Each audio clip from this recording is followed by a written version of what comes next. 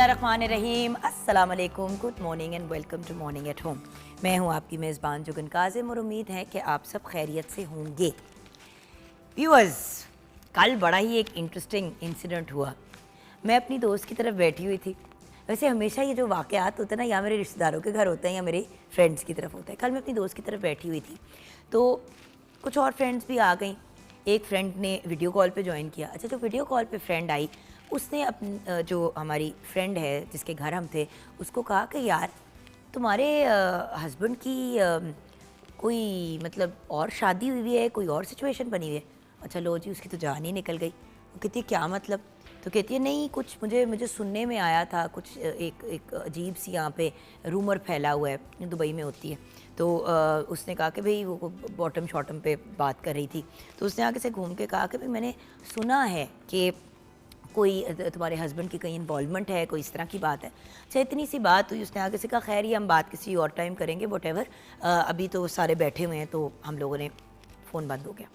अच्छा, अब हम लोग बैठी हुई हैं सहेलियाँ, दो और फ्रेंड्स थी, मैं थी और वो थी, यानी कि 4 लोग थे। वो शुरू ना हो गई, कहते तुम लोगों को लगता है वैसे मेरे हस्बैंड ऐसे है तो नहीं, लेकिन व्हाट इफ़ उनका इसी टाइप का सिचुएशन है और उनका कोई कहीं पे हुई भी है बात, अगर उन्होंने किसी और से निकाह कर लिया तो मैं क्या करूँगी बच्चों का। अच्छा, उसने पूरी अपनी ज़िंदगी की व्यूअर्स प्लानिंग कर ली, पूरी की पूरी उसने अपनी ज़िंदगी प्लान कर ली कि अगर मेरे हस्बैंड ने एक और शादी की हुई है, अगर मैं उनसे डिवोर्स ले लेती हूँ और अगर या वो अगर मुझे छोड़ देते हैं तो मेरा क्या बनेगा। मतलब व्यूअर्स, एक इतनी लंबी कोई 1.5 घंटे की हम सब की गुफ्तगू हुई एंड लिटरली व्यूअर्स दिमाग की दही निकल गई। हम सब निकलने को तैयार थे, जैसे हम लोग घर जाना चाह रहे थे, बट ऑब्वियसली अगर एक दोस्त क्राइसिस में आई हुई है तो बंदा फिर थोड़ा सा तो मतलब अगले को टाइम देता है। तो कोई 1.5 घंटा और हम वहाँ पे बैठे और उसको तसल्ली देते रहे। मैंने आगे से उसको घूम के कहा, मैंने कहा तुम इतनी कान की कच्ची क्यों हो, मसला क्या है?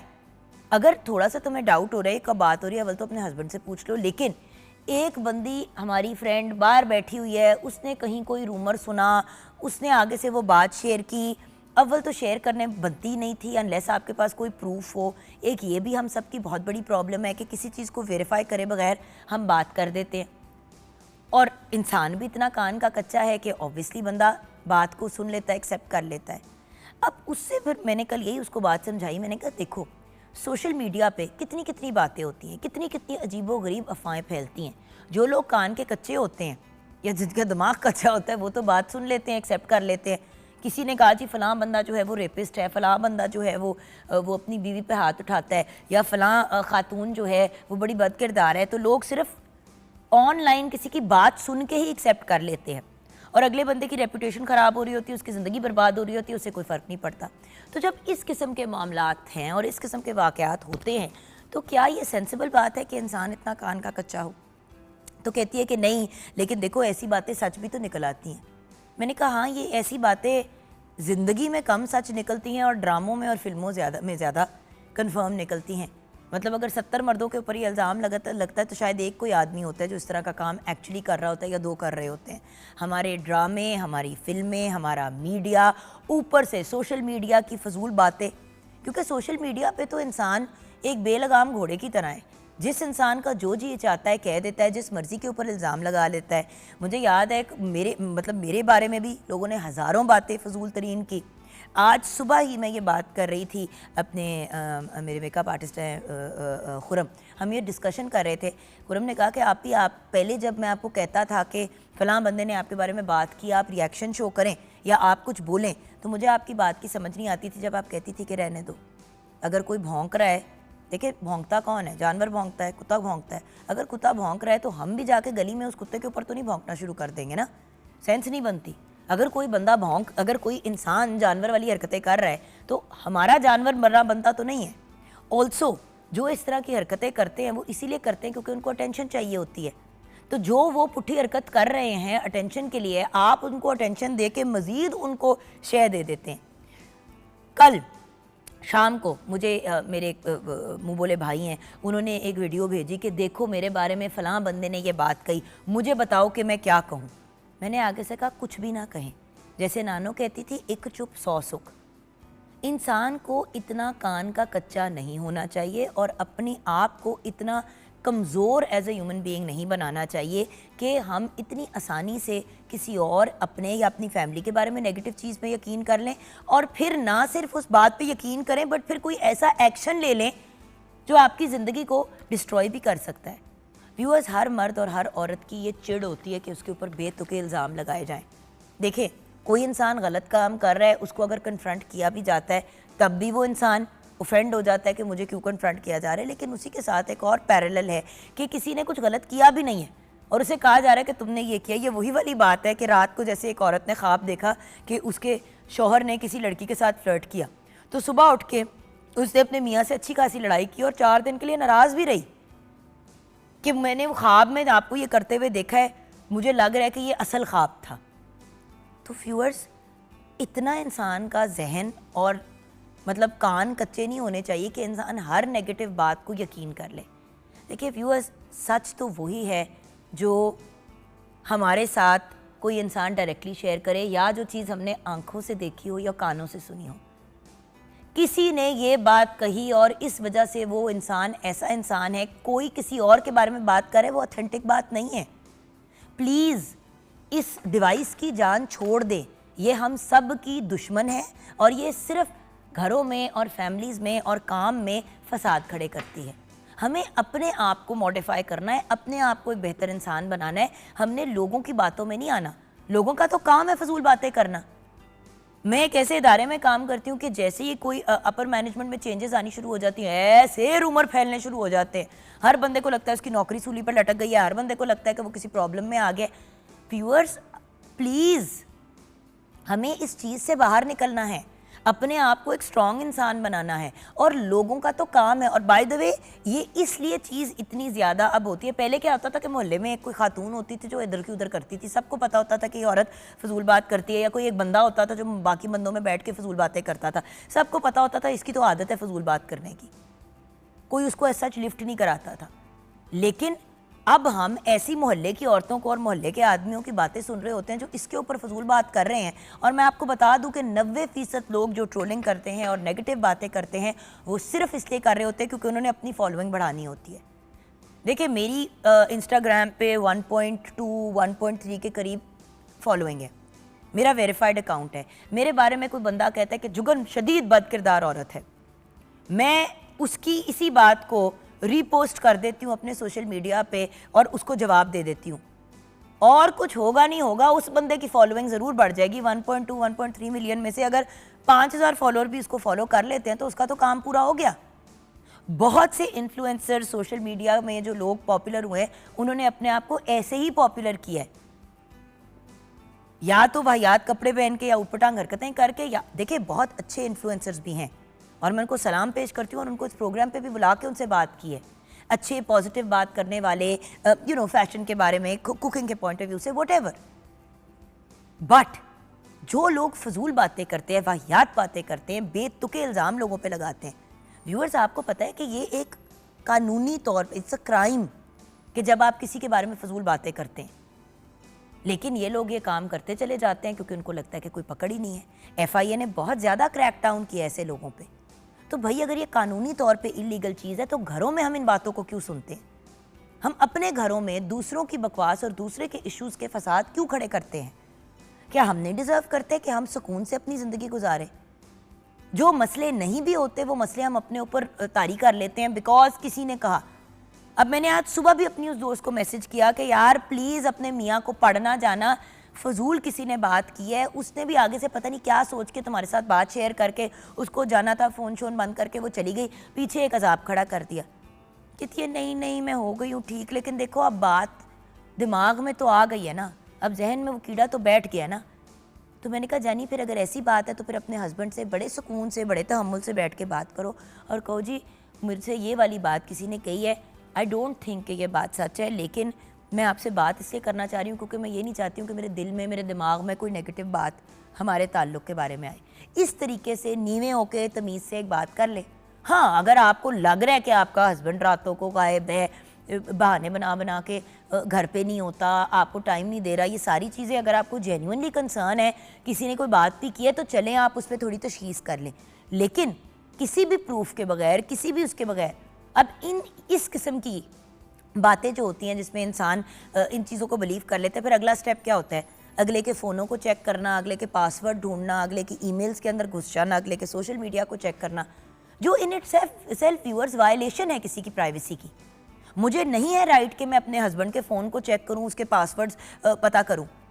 ला इलाहा इल्लल्लाह मोहम्मद रसूलुल्लाह। व्यूअर्स, आई डोंट नो मेरे हस्बैंड के ईमेल के पासवर्ड्स क्या हैं। हाँ, जो हमारा सेफ़ है उस सेफ़ के जो है मुझे पता है कि उसका क्या है पासवर्ड, और वो भी मेरे हस्बैंड ने मुझे व्हाट्सएप किया था एक दिन कि यार तुम्हारे पास होना चाहिए, कभी मुझे कोई चीज़ वगैरह चाहिए हो या निकालनी हो।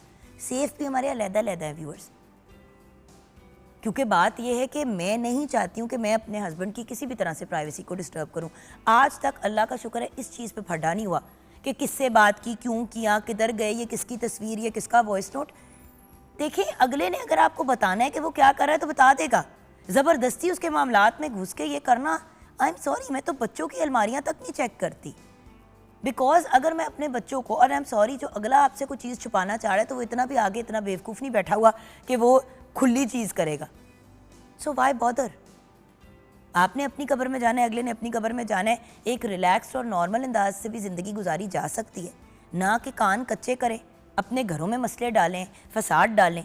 सबसे बड़ा रीज़न लड़ाइयों का ये होता है कि मियाँ बीवी के फ़ोन चेक कर रहा है, बीवी मियाँ के फ़ोन चेक कर रही है, उसकी दराज़ें खोल रही है, उसके पॉकेट्स चेक कर रही है, उसके ब्रीफ केस के अंदर घुस के चीज़ें चेक कर रही है। फॉर गॉड सेक व्यूअर्स, शादी एक दूसरे से करने का मतलब ये नहीं होता कि आपकी ज़ात की कोई प्राइवेसी ही नहीं रही, आपकी कोई पर्सनल चीज़ है ही नहीं। हमारे घर में लेटर भी आता है तो जिसके नाम का ख़त होता है वो खोलता है। हमज़ा के जब यूनिवर्सिटी की एक्सेप्टेंसेस ईमेल पे आई, उसके अलावा कुछ मेल में भी आई। मजाल है कि मैंने और फैसल ने खोला, हमने हमज़ा को पकड़ाया था कि बेटा ये आपकी मेल आई है, क्योंकि कानूनी तौर पे जुगन काजिम हमज़ा की मेल नहीं खोल सकती।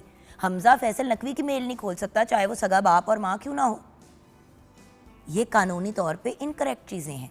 सो व्यूअर्स, थोड़ा सा अपने बिहेवियर को मॉडिफाई करना है। एंड ट्रस्ट मी, पकड़ा बंदा तब भी जाता है जब वो पकड़ा जाना चाहता है, या बैक ऑफ द माइंड उसकी ये डिज़ायर होती है कि अपने किसी रिश्ते या ताल्लुक़ को अब ख़त्म करने के लिए हम चीज़ को करें। जिसने नहीं पकड़ा जाना, व्यूअर्स, आप कुछ भी कर लें, वो नहीं पकड़ा जाएगा। और ज़रूरी है कि कोई अगला बंदा गलत ही काम कर रहा हो।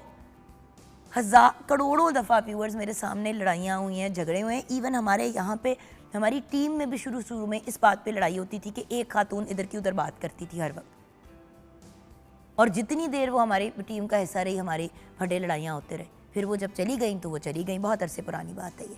सो व्यूअर्स, अपने आप को मॉडिफाई करना है, कान के कच्चे नहीं होना, और अपने ताल्लुकात पे इतना फेथ और ट्रस्ट रखना है कि आपको पता है कि दूसरा बंदा नेगेटिव नहीं है, और अगर कोई नेगेटिव काम कर भी रहा है तो आप उससे बात करेंगे तो वो बात क्लियर हो जाएगी। लेकिन व्यूअर्स, अगेन, आप अपने मियाँ को हफ्ते में 4 दफ़ा अप्रोच करेंगे कि आज मुझे इसने कहा, आज मुझे उसने कहा, आज मुझे उसने कहा, तो वो भी तंग आ जाएगा, चाहे आप उससे बात भी कर रहे हैं। इंसान की ये हैबिट है, एक तो अगले को डिस्टर्ब करना, और दूसरी चीज़ उस बंदे को बार बार पकड़ना जो कान का कच्चा है, क्योंकि आपको पता है आप उसको घेर सकते हैं।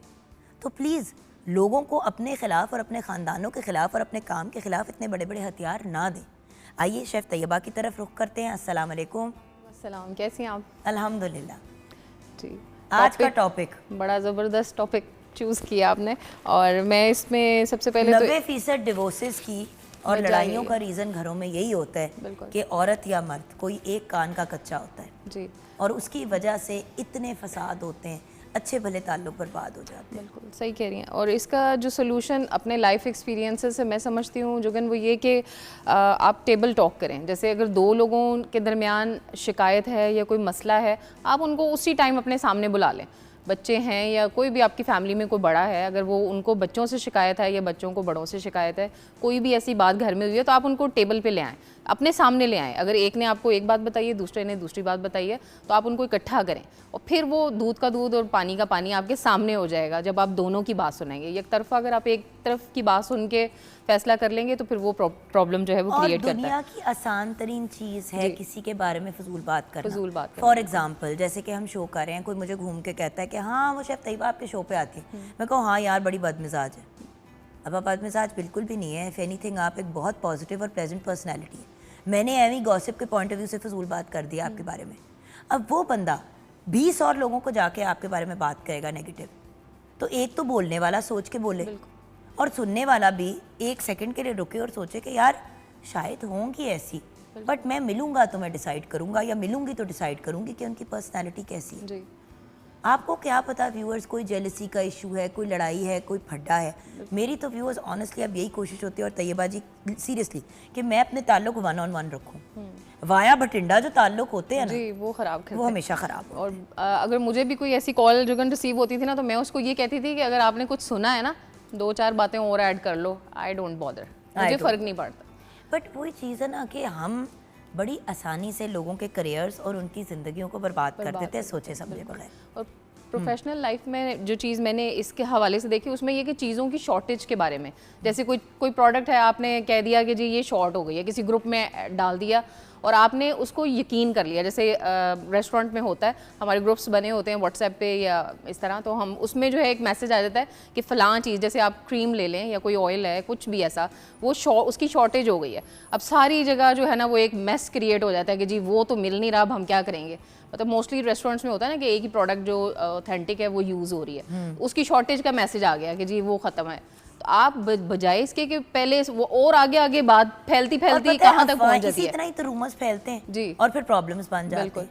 अक्लमंद इंसान वो होता है जो अगर कोई बात सुने और वो उसको खटके तो उसकी प्रॉपर तशखीस करे और रिएक्शन ना दिखाए पहले। बेवकूफ़ वो होता है जो सुनी हुई बात को एक सेकंड में रियलिटी के तौर पे एक्सेप्ट कर लेते हैं। देखिए, माँ बाप भाई बहन कोई मशवरा दें, हस्बैंड या वाइफ एक दूसरे को दें, समझ आती है कि बंदा उसको सुने। इवन देन अगर आपके किसी कॉमन इंसान के बारे में नेगेटिव बात हो रही है तो एटलीस्ट रिसर्च तो कर लें। खैर, आज हम किचन में क्या बना रहे हैं, क्योंकि आज एक बहुत अजीम पर्सनैलिटी की डेथ एनिवर्सरी भी है, उस पर भी बात करनी है। जी, आज हम बना रहे हैं ब्रेड रोल्स और इसके इंग्रेडिएंट्स मैं आपको बता देती हूँ। डबल रोटी 8 से 10 स्लाइस हम इस्तेमाल करेंगे, नमक हस्बे जायका, मुर्ग का गोश्त 2 कप, ब्रेड क्रम्स 2 कप, बंद गोभी 1 कप, गाजर 1 कप, शिमला मिर्च आधा कप, हरा प्याज आधा कप, काली मिर्च पाउडर 1 चाय का चम्मच, सोया सॉस 2 खाने के चम्मच, चिली सॉस 2 खाने के चम्मच, सिरका 1 खाने का चम्मच, तेल हस्बे ज़रूरत और अंडे 3 से 4 अदद। तो इसकी रेसिपी व्यूअर्स बिल्कुल सिंपल है और मैं आपको बताऊंगी कि इसका जो हम ये मिक्सचर बनाएंगे उससे आप क्या क्या बना सकते हैं। तो सबसे पहले आपने क्या करना है, एक खुला सा पैन लेना है, मतलब थोड़ा चौड़ा हो, जिस तरह ये मैंने कढ़ाई ली हुई है, वोक है इस तरह का। उसमें आपने सिर्फ 2 टेबलस्पून जो है वो ऑयल के ऐड करने हैं, ज़्यादा नहीं करेंगे। अगर ज़्यादा करेंगे तो फिर हम इसकी जो ब्रेडिंग है उस वक्त करेंगे तो फिर हमें प्रॉब्लम होगी। सिर्फ 2 टेबलस्पून ऑयल ऐड करके उसमें आपने क्या करना है, हरा प्याज, उसका ग्रीन पार्ट हम यूज़ करते हैं और नॉर्मली ये होता है कि जो वाइट पार्ट है ये हम ज़ाया कर देते हैं। आपने इसको भी काट के सबसे पहले हम इसका वाइट पार्ट जो है हरा प्याज का वो ऐड करेंगे, थोड़ा सा उसको सौते कर लेंगे, उसके साथ हम गाजर ऐड कर देंगे क्योंकि वही कुक होने में टाइम लेगी, और उसके साथ बंद गोभी और शिमला मिर्च, ठीक है, वो ऐड करके तो जिस वक्त हल्का सा इनका जो क्रंच है वो ख़त्म होगा उस वक्त हमने जो है वो सारी सॉसेज और जो मसाले मैंने आपको बताए हैं वो ऐड कर देंगे। और चिकन जो है वो मैं बॉयल यूज़ कर रही हूँ और उसको मैंने सिर्फ सिंपली श्रेड किया हुआ है। तो जिस वक्त ये सारे हमारे मसाले जो हैं वो ड्राई हो जाएंगे, जो सॉसेज हैं वो ड्राई हो जाएंगी, उस टाइम पे हम चिकन ऐड करके अच्छे से इसकी मिक्सिंग कर लेंगे। और इसकी असम्बलिंग हम ऐसे करेंगे कि ब्रेड सिंपल आपने प्लेन वाली ब्रेड लेनी है, उसका स्लाइस, उसके एजेस उतारने की ज़रूरत नहीं है बिल्कुल आपको। हल्का सा हम उसको पानी में सोक करके और हाथ पे रख के ऐसे उसका सारा पानी जो है वो ड्राई कर लेंगे ताकि वो सॉफ्ट हो जाए। उसके अंदर हम ये सारा मिक्सचर ठंडा करके ऐड करेंगे, गर्म नहीं आपने ऐड करना। उससे ये होगा कि वो ब्रेड जो है वो हमारी सारी वेस्ट हो जाएगी, वो कवर मतलब प्रॉपर वो बंद नहीं होगी। और उसके बाद ये फिलिंग ऐड करने के बाद इसकी हम ब्रेडिंग करेंगे, जिसमें हम सबसे पहले अंडा जो है उसमें इसको डिप करके ब्रेड क्रम्स लगा के इसको हम शैलो फ्राई कर लेंगे। और जो भी सॉस आप पसंद करते हैं उसके साथ सर्व करें इसको। यहाँ पे हम ब्रेक की तरफ जाएंगे व्यूअर्स। अभी मैं यही देख रही थी कि वेरियस डिफरेंट इसी हमारे रेसिपी की जो है वेरिएशंस आपको ऑनलाइन मिलती हैं, लेकिन हमारी कोशिश यही होती है कि हम आपको मोस्ट ऑथेंटिक रेसिपी जो है वो शेयर करें। ऑन एयर रेसिपीज़ इसलिए भी बनाते हैं व्यूअर्स क्योंकि आजकल सोशल मीडिया पे बहुत हर चीज़ की वेरिएशंस जो हैं वो अवेलेबल है। एक रेसिपी का नाम लेते हैं, वो एक्चुअली वो चीज़ होती भी नहीं है जो हम बनाना चाहते हैं। सो हम इसीलिए कुकिंग का जो प्रोसेस है आपके सामने ही करते हैं शो पे। 0 से स्टार्ट करेंगे एंड शो के एंड तक आपके लिए रेसिपी हमारी तैयार हो चुकी होगी। ब्रेक की तरफ बढ़ेंगे, ब्रेक के बाद कुछ म्यूज़िक भी होगा, डैंड्रफ से रिलेटेड बातचीत भी होगी। लाइक आई सेड, एक बहुत ही अजीम और बेहतरीन पोइट और ऑथर की आज डेथ एनिवर्सरी है, वो कौन है उनसे रिलेटेड भी बात होगी ब्रेक के बाद।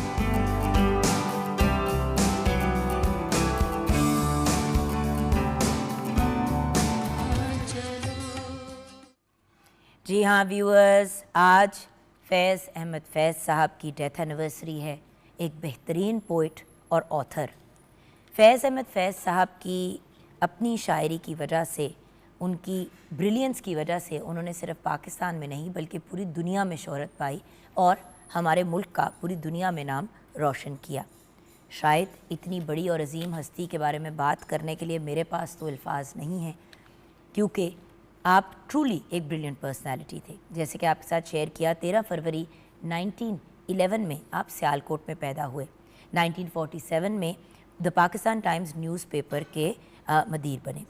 अपनी फेमस किताबों की अगर आप बात करें तो सुबह आज़ादी, दस्ते सबा, नक्शे फरियादी एंड इस तरह की बहुत सी ब्रिलियंट किताबें शामिल हैं। दैन फैज़ अहमद फैज़ साहब की अगर क्रेडिट पे बात करें तो आपको पूरी दुनिया से पजीराई मिली, लेकिन सोवियत यूनियन की तरफ से आपको लेनिन पीस प्राइज़ से भी नवाजा गया, जो एक बहुत बड़ी बात है व्यूअर्स। आपको 1990 में गवर्नमेंट की जानिब से निशान इम्तियाज़ से भी नवाजा गया। आपकी डेथ 20 नवंबर 1984 को लाहौर में हुई। अल्लाह पाक से दुआ करते हैं कि इस अजीम हस्ती के दर्जात बुलंद फरमाएँ और जन्नतुल फिरदौस में आपको आला तरीन मकाम से नवाजा जाए, आमीन। तो व्यूअर्स, जब इस ग्रेट पर्सनालिटी की बात कर रहे हैं तो अब हम बढ़ेंगे टूवर्ड्स हमारा जो टॉपिक है आज के सेगमेंट का। आज व्यूअर्स हम बात करेंगे डैंड्रफ की और हेयर फॉल की, जो सर्दियों में एक बहुत बड़ा इशू और एक बहुत कॉमन इशू होता है। हर घर में कोई ना कोई ऐसा इंडिविजुअल है या पूरा घर ऐसा है जिसमें ड्राइनेस, या जिसको हम उसको वो भी कहते हैं क्या कहते हैं, सिकरी भी कहते हैं, ये एक इशू हो जाता है। उसके साथ साथ फंगस बड़े लोगों के सर में उगनी शुरू हो जाती है इस दौरान, एंड देन हेयर फॉल भी बहुत हो रहा होता है। तो हमें ज्वाइन किया है आपकी, मेरी, हम सब की लाडली, हमारी बहुत ही प्यारी आपा ने, नैयर ज़िक्रिया हमारे साथ हैं। अस्सलाम वालेकुम आपा जान। वालेकुम अस्सलाम जी। कॉस्मेटोलॉजिस्ट हैं, ब्यूटी एक्सपर्ट हैं, हर्बलिस्ट हैं और ख़ुद भी एक बेहतरीन एंटरप्रेन्योर हैं। आपा के साथ हमें ज्वाइन किया है थोड़ा सा मूड लाइट करने के लिए, क्योंकि हम तो बड़ी सीरियस बातें करेंगे, लेकिन एक देसी मुंडा हमारे साथ है जिनका नाम है जावेद अली। अस्सलाम वालेकुम। वालेकुम अस्सलाम मैडम। क्या हाल है आपके भाई? अल्लाह का बहुत बहुत शुक्र, आप सुनाएं। बिल्कुल ठीक ठाक। अच्छा जावेद भाई, मैंने सोचा कि देखिए डैंड्रफ की बात करनी है और इतनी मुश्किल औखी बातें करनी है, बिल्कुल ऐसे। और इनको सुन के डिप्रेशन ही होती है। हल तो सुन के खुशी होती है, लेकिन डिप्रेशन तो होती है ना कि आए हाय मेरे सर में भी ड्राइनेस है। तो ऐसा करते हैं, पहले आपसे कोई गाना सुन लेते हैं ताकि थोड़ा मूड लाइट हो जाए, फिर ज़रा मुश्किल चीज़ों की तरफ आए। जी मेरे प्यारे भाई, ओवर टू यू। क्या बात है, एब्सोल्युटली ब्यूटीफुल। आइए भैया, थोड़ा सा इस गाने के बारे में हमें बताएंगे? जी ज़रूर मैडम। बहुत ही खूबसूरत गीत, माँ को डेडिकेटेड। जी माँ को डेडिकेट। और माँ से बढ़ के कौन है यहाँ पर? बिल्कुल है। मेरी वालदा को भी अटैक हुआ था, तो कभी आज तक ऐसा नहीं हुआ कि मैं कभी हाथ कांप गया या मेरा हालात बिल्कुल अपने आप से बाहर हो गया। तो फर्स्ट टाइम अटैक हुआ तो वो सीधी मेरे ऊपर आ गिरी। तो जब गिरी तो मैं उनका वो बीपी चेक करना चाह रहा हूँ, मुझसे वो भी नहीं हो रहा था। तो उस दौरान ये लाइन लिखी थी कि सुख भी देवें दुख भी देवें पर सिर दी छा ना खसे, हिक्का साड़ी अर्जी मौला मैं तो मेरी माँ ना खसे। ये उन्हीं को डेडिकेट किया, उन्हीं के लिए यहाँ तशरीफ़ लाए, उन्हीं की दुआ से आपके पास, और पहली दफ़ा आपके पास है। बिल्कुल, और हम भी बहुत खुश हैं कि आपने पहला गाना जो हमारे शो पे गाया वो ये गाया। देखें, माँ की दुआओं से ही सब कुछ है व्यूअर्स। हमेशा ये पूछा जाता है कि जब इंसान तकलीफ़ में होता है, प्रॉब्लम में होता है, हम खुद तो अपने लिए दुआ करें ना करें, माँ को हमेशा आवाज़ लगाते हैं। ठोकर लगती है सबसे पहले हाय माँ, माँ ही याद आती है, पहली सांस से लेके आखिरी सांस तक। तो उस माँ की कदर करें और बुरे वक्त का इंतज़ार ना करें उनको अप्रिशिएट करने के लिए। अच्छे वक्तों में ही अप्रिशिएट करें ताकि हर लम्हा आपके अंदर अप्रिसिएशन रहे। ऐसे ही। अच्छा, यहाँ पे अब आ जाते हैं बालों की तरफ। आपके भी कुछ बालों के मसाइल लग रहे हैं और मेरे भी लग रहे हैं। तो आप जो अपने इतने लश्कारे मारते हुए हेयर स्टाइल बना के आ गई हैं हमें जेलस करने के लिए, तो हमें ये बताइए कि डैंड्रफ, हाँ जी, सबसे पहले तो डैंड्रफ है क्या? हाँ जी, डैंड्रफ जो है वो आपको पता है कि डिफरेंट, एक तो डैंड्रफ अब जिस तरह से इस मौसम के अंदर है, बहुत ज़्यादा गर्म पानी यूज़ करने की वजह से या बालों की आप केयर नहीं कर रहे और बहुत ज़्यादा केमिकल ट्रीटमेंट्स कर रहे हैं। एक है जिस तरह से सोराइसिस है या और तरह के जो है वो इश्यूज़ हैं, फंगल इश्यूज़ हो जाते हैं, ठीक है, वो लॉन्ग टर्म चल रहे होते हैं, वो एकदम से इतने स्वेयर कंडीशन के अंदर नहीं जाते। स्टार्ट के अंदर वही जिस तरह से आपने पहले बात की कि ऑयली पैचेस आते हैं, डैंड्रफ के पैचेस आते हैं, प्रॉपर उसकी फिर केयर ना की जाए, ख़ारिश कर रहे हैं आप, जिसकी वजह से फिर जो है वो गंदे नाखून हैं आपके, गंदे हाथ हैं, बाल आपके, सर आपका गंदा है, वो इन्फेक्शन बढ़ता चला जाता है। तो अगर आपको ये प्रॉब्लम, ये इशू जो है वो स्टार्ट हो रहा है, तो इसको अगर आप स्टार्ट के अंदर ही जो क्योर कर लेते हैं, उसकी केयर कर लेते हैं, किसी अच्छे आप डर्माटोलॉजिस्ट से जो है वो स्किन स्पेशलिस्ट डॉक्टर के पास जाएं, अगर आपकी कंडीशन थोड़ी सी स्वेयर की तरफ जा रही है। होता ये है कि हम सिर्फ ड्राइनेस को ना ये सोचते हैं कि वो सर के ऊपर ड्राइनेस होती है, कभी कभी वो ड्राइनेस नहीं होती है, कभी कभी वो फंगल इन्फेक्शन होती है, जो कि बहुत से लड़के और लड़कियों के बाल गिरने का मेजर रीज़न ये होता है कि सर के ऊपर अब फंगल इन्फेक्शन हो गई है, उसका इलाज नहीं किया जा रहा, फिर आप सिर्फ घरेलू टोटके इस्तेमाल करें।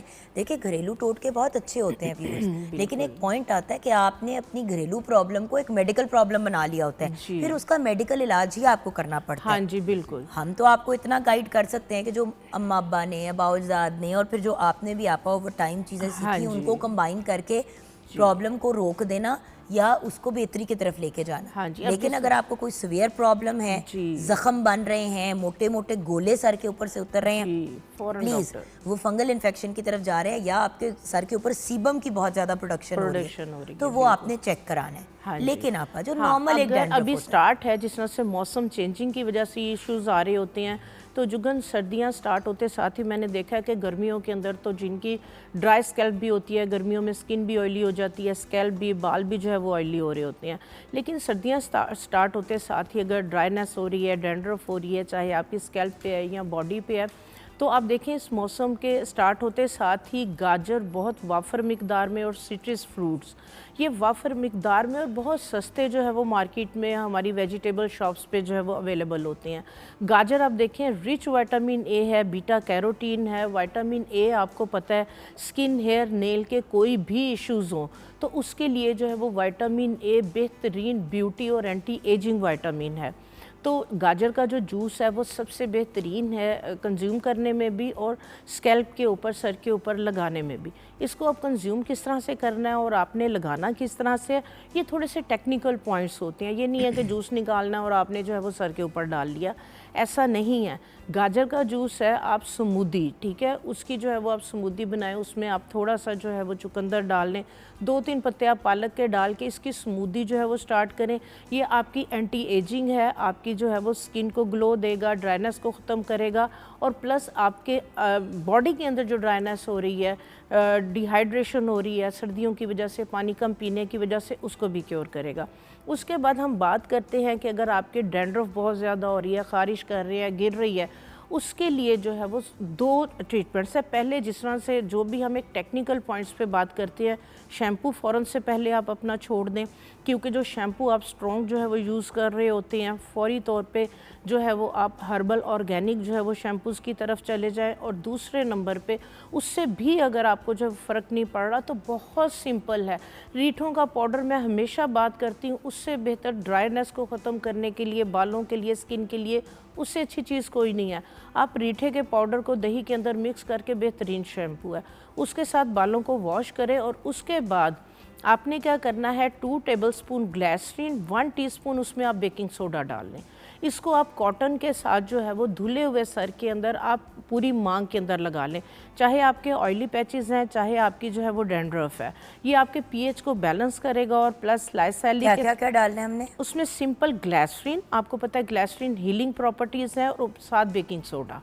ये दोनों चीज़ें 2 टेबलस्पून आपने ग्लिसरीन ली है, 1 टेबलस्पून बेकिंग सोडा, इसको मिक्स करके कॉटन के साथ आपने पूरी स्कैल्प में लगा के और आपने टिप्स के साथ जो है वो बड़ा जेंटल सा जो है वो मसाज करना है, ताकि ऊपर जो एक डैंड्रफ की डेड लेयर बनी हुई है, यहाँ आपके जो पोर्स हैं वो ब्लॉक हुए में, क्लॉक हुए में, तो वो जो है वो एक्सफोलिएट करेगा, वो उसको जो है वो ऊपर से डेड स्किन को जो है वो रिमूव करेगा। ग्लिसरीन पीएच को बैलेंस करेगी, ऑयल पैचेस हैं उसको भी जो है वो नॉर्मल करेगी। 5 से 7 मिनट लगा रहने दें, सादे पानी से आप धो दें।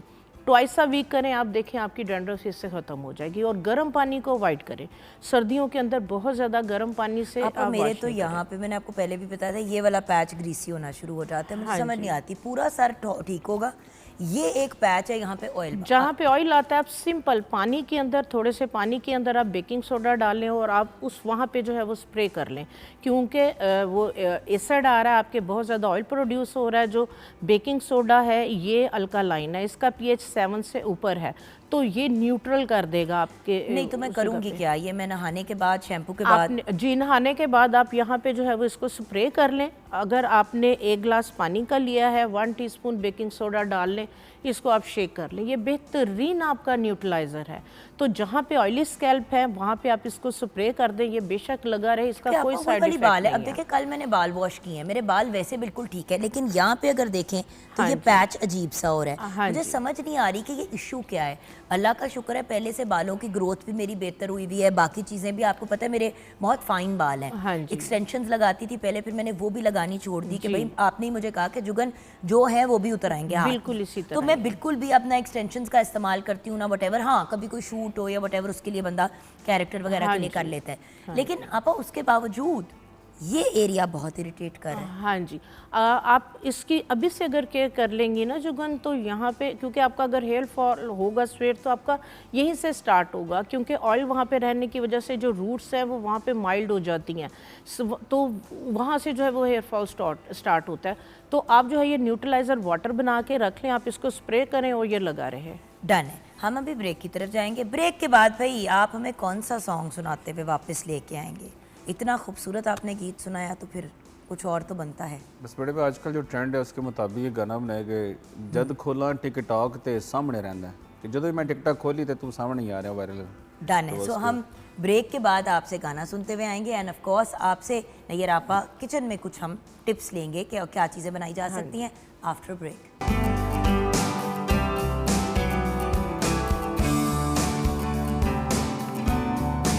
सॉन्ग सुना दिया जावेद भाई, क्या बात है। आइए आइए आइए भैया, अब हम ज़रा अपना कुछ मंजन बना ले जी। नहीं यार आपा सिचुएशन। हाँ जी, आजकल आपको पता है जो हमारा प्रॉब्लम चल रहा है, इशू चल रहा है, और जो आज का टॉपिक है हमारा डैंड्रफ है, हेयर से है रिलेटेड। तो बच्चे आजकल जो है ना अवॉइड करते हैं हेयर ऑयलिंग से, टाइम भी नहीं होता। तो और ऑयल हर बंदे के बालों से उस तरह निकलता भी नहीं है। तो आजकल सैलॉन्स पे जाके आप देखें hair Botox, hair keratin, protein treatments का बहुत ट्रेंड है। तो मैं जो आज एक हेयर, इसको मास्क भी कह सकते हैं, ये हेयर बोटॉक्स ट्रीटमेंट है। अमेजिंग इसके रिज़ल्ट हैं, ख़ासकर उन लोगों के लिए कि जो लोग बहुत ज़्यादा, जिनकी मजबूरी है आयरन करना, ब्लो ड्राई करना, या केमिकल ट्रीटमेंट्स अपने बालों पे स्ट्रीकिंग, डाई वगैरह करवाते हैं। तो ये वाला जो हेयर बोटॉक्स ट्रीटमेंट है, मास्क इसको आप कह लें, तो ये मैं बनाना बताऊंगी। बहुत इजी है बनाना और अमेजिंग इसके जो आप सैलून पे जाके तो ये जो पहले बनाना है वो बता दें। हाँ जी, हाँ, ये हमें चीज़ें चाहिए होंगी। ये देखें मैंने क्या किया है कि मैंने मेथी दाना, बिस्मिल्लाह, मेथी दाना, फ्लैक्स सीड और सागुदाना, मैंने इसको बॉईल करके मैंने इसकी जो है वो इस तरह से जेल ले ली। इसको बॉईल करना है मज़ीद? नहीं, बॉईल नहीं करना। हम फ्राई पैन के अंदर एक क्रीम जो है वो इसकी बनाएंगे कि जो लगानी बहुत ज़्यादा आसान है। ठीक है, आ जाए। हाँ जी। तो ये दो डिफरेंट चीज़ें हैं या एक ही चीज़? एक ही चीज़ है। अच्छा जी, यहाँ पे अगर हम आ जाएं। वालेकुम अस्सलाम। सॉरी मेरी जान, हम आपके जोन में आ गए हैं, क्योंकि आप देखें कि जो है फ्राई पैन चाहिए हमें यहाँ पे, क्योंकि आप देखें कि अलसी का ऑयल जो है वो बहुत ज़बरदस्त होता है, मेथरे का जो है वो ऑयल बहुत ज़बरदस्त होता है। ये मैंने क्या किया है, मैंने कड़ी पत्ता, एलोवेरा और प्याज को ब्लेंड करके इसका पानी मैंने जो है वो इस तरह से ले लिया। आपको पता है कि ये तमाम चीज़ें बालों के लिए जो है वो बहुत ज़बरदस्त हैं, बहुत इनके जो है ना अच्छे रिजल्ट्स आते हैं बालों पे। ठीक है, आप थोड़ी सी तेज़ कर लें ताकि जो है वो जल्दी जो है ना हमारी ये चीज़ें रेडी हो जाए। ठीक है, तो इसको कुक करके क्या? इसके बाद जो है वो ये वाली जो मैंने जेल बनाई है अलग से, अलसी और मेथरे और सागुदाना, ये हम इसके अंदर इसका लिक्विड डालेंगे ऊपर से। हाँ जी, ये देखिए कितनी जेल है, कितना ज़्यादा इसके अंदर ऑयल का कंटेंट है। ये बालों को जो है वो ऑयल जो है वो प्रोवाइड करेगा, मॉइस्चर देगा बालों को, और एक जो है वो ऊपर प्रोटेक्टिव लेयर इसके साथ जो है, जो आपके स्प्लिट एंड्स बन रहे हैं, मुंह फट रहे हैं, ये वैसे तो उसको जो दाने है वो अगर चले ट्रीट भी जाते हैं करेगा। आपा तो क्या फ़र्क पड़ता है, मतलब हाँ जी, बस वो ये wash होता है out ना, हो जाते हाँ हैं जी, बालों इसको से। स्टेन कर लें आप, वॉश आउट हो जाते हैं आप बिल्कुल। इसे स्ट्रेन भी कर सकते हैं, हाँ जी, स्ट्रेन भी कर सकते हैं, छाननी अगर मुझे मिल जाए तो बिल्कुल सही है। ये थैंक यू बेटे। हाँ हाँ ये जी, देखिए इसको आप इस तरह से जो है वो जेल को स्टेन करके आप इसके अंदर डाल दें। बेहतर ऑप्शन है। हाँ फिर जी, आपको हाँ। पूरी वो जो जेल क्योंकि वाला वो है फिर बहुत ज़्यादा वॉश करना पड़ता है अगर कोई बीज वगैरह बालों के अंदर जो है वो फंस जाए। ठीक तो है। इसको हमने जो है वो इस तरह से बॉईल करना है, गर्म करना है। इसके अंदर हम डालेंगे 1 tablespoon castor oil. Castor oil भी जो है वो बहुत ज़्यादा बालों को जो है वो मॉइस्चराइज़ करता है। यहाँ तक कि जो कैस्टर ऑयल है, जिस तरह से हम अभी स्कैल्प की इची स्कैल्प की बात कर रहे थे, उसके लिए जो है ये इसके रिज़ल्ट बहुत अच्छे हैं। तो 1 टेबलस्पून के करीब हम इसके अंदर जो है वो कैस्टर ऑयल डाल देंगे। स्मेल बहुत ज़्यादा है। ये ख़त्म हो जाएगी अभी आप देखें, इसलिए तो मैंने जो है वो इसको थोड़ा सा डिफरेंटली जो है वो एक फेस पैक कि आजकल जो बच्चियां हैं Hair ना वो pack। इस चीज़ को हाँ जी अवॉइड करती हैं कि अव्वल तो इसमें स्मेल चीज़ें आ ऐसी रही हैं कि है। मुंह पे भी लगाया जा सकता हाँ है। जी बिल्कुल, प्याज का फेस पानी के लिए निकाल भी, दो तो फेस पैक बन जाता फेस है। के लिए भी बहुत बेहतरीन है।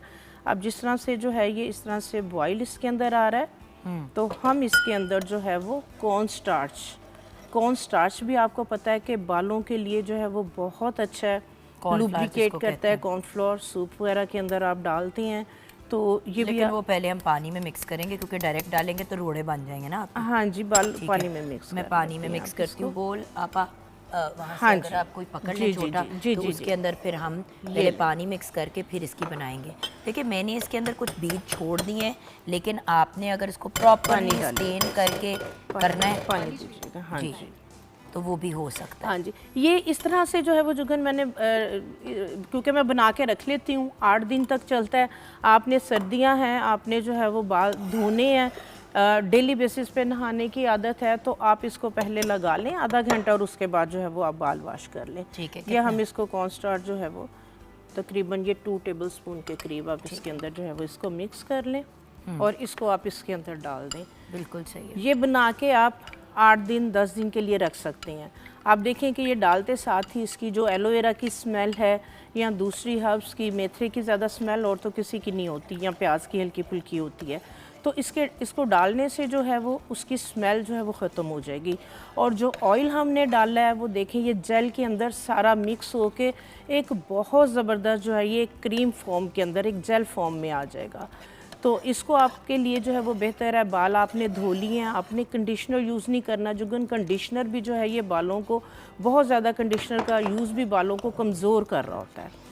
तो ये वाली जेल जो है वो आप बालों के अंदर सारे रूट्स लेंथ एंड पे आप इसको लगा लें, तो इसके जो है वो बहुत ज़बरदस्त जो है वो अमेजिंग रिज़ल्ट है। और बात ये है कि व्यूअर्स ये आराम से, और ये आपने डेली लगाना है, ये आप अगर डेली नहा रहे हैं क्योंकि ऑफिस जाने वाली या यूनिवर्सिटी नहाना वगैरह तो जाने, वैसे भी हाँ daily जी, चाहिए आप। और ये भी एक सर्दियों की जो प्रॉब्लम होती है कि जी हम हर रोज नहीं नहाते। हाँ वो जी। भाई नहाएं तो हर रोज ना, कम से कम जिस्म तो साफ करें अपना। तो आप जो है वो कंडीशनर की जगह निकाल लो आप, आप। हाँ जी बिल्कुल, कंडीशनर की जगह आपने ये बना के फ्रिज में रखा हुआ है, इसको आप निकालें, अपनी रूट्स लेंथ एंड में लगाएं, 10 मिनट लगा रहने दें, 10 मिनट, और उसके बाद इसको आप सादे पानी से वॉश जैसे कर दें। स्मेल नहीं है। हाँ जी, अब स्मेल देखिए इसकी स्मेल ख़त्म हो खत्म हो गई है। ये बहुत अच्छी जो है ना एक क्रीम फॉर्म के अंदर हमारे पास हेयर बोटॉक्स जो है वो मास्क जो है वो रेडी हो गया है। तो ये मास्क भी है, आपके ड्राई डैमेज हेयर्स को ट्रीट भी करेगा और प्लस जो है वो बालों को नरिश करेगा, और मॉइस्चराइज आपा जान करेगा। बात ये है कि देखे ना, अब कोई भी इसेंशियल ऑयल आपका कोई है आपके पास अभी? इस टाइम पे एसेंशियल, कोई हाँ, भी- आप कोई भी एसेंशियल ऑयल इसके अंदर डाल सकते जैसे कि हैं। फ्यू ये ड्रॉप्स आपने डाल लिए, इसके अंदर लैवेंडर जी। ऑयल के, या इससे बेहतर है टी ट्री ऑयल डाल। हाँ जी बिल्कुल, टी ट्री बालों के लिए बेहतरीन है, रोजमेरी जो है वो बालों के लिए बेहतरीन है। और बात ये कि खुशबू भी आपको वो आ जाएगी, और वो जो अनियन की स्मेल, अगर आपको अव्वल तो व्यूअर्स कोई स्मेल नहीं है अभी।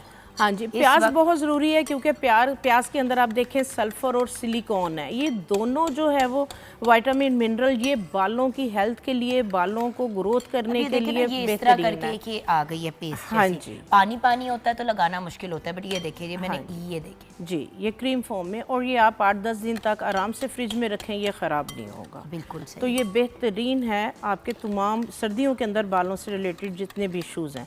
उसके बाद जो है वो, अगर आपके पास इतना टाइम नहीं है, आप मास्क नहीं बना सके, तो बहुत सिंपल सी जो है वो एक रेमेडी आपके साथ शेयर करूंगी हेयर टॉनिक की।